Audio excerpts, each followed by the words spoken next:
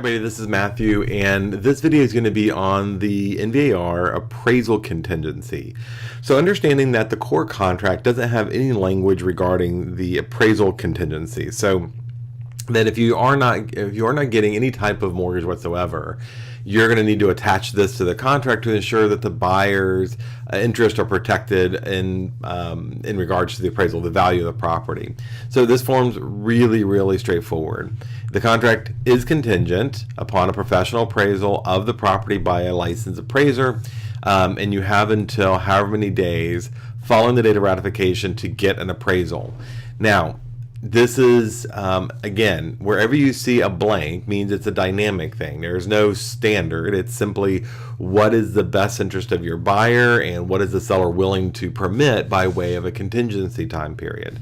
We have historically said to not go less than 21 days because it takes an appraiser a while to get the order, come out, and do the appraisal. But for a cash appraisal where it doesn't go through a lender or a clearinghouse and you're just calling up an appraiser who the buyer approves or can chat with, it's generally much quicker. Nonetheless, we usually stick with 2 weeks at a minimum for this, maybe 3 weeks in the outset, but it should be done sooner than later.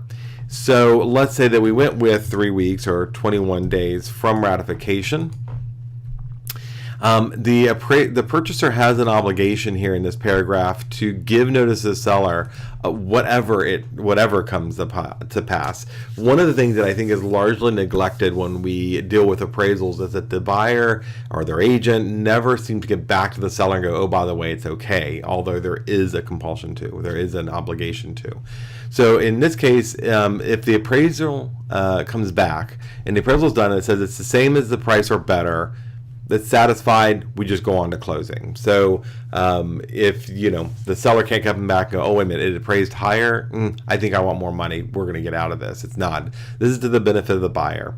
So if it doesn't come in at the higher price, the next option is that it doesn't come in to equal or greater the value, and that the buyer can agree to go forward anyways. They can agree to move forward, or they can compel the seller to go lower.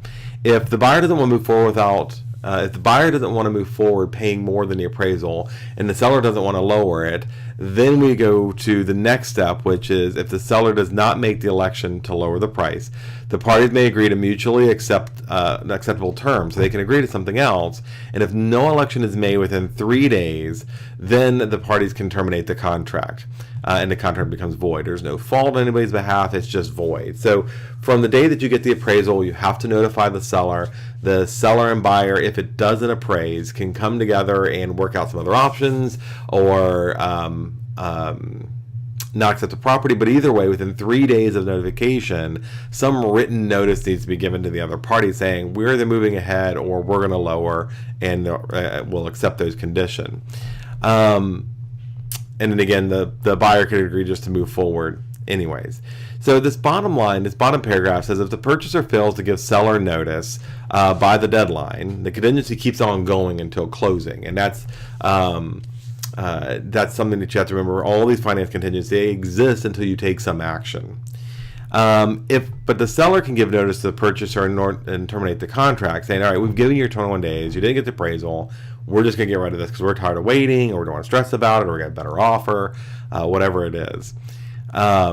And then on the third day at 9 p.m. the contract becomes void. So that's it. It's a very straightforward contingency. It's simply go get an appraisal, come back. If it doesn't appraise, here are your next steps in there. If you have any questions, let your broker know. Thanks.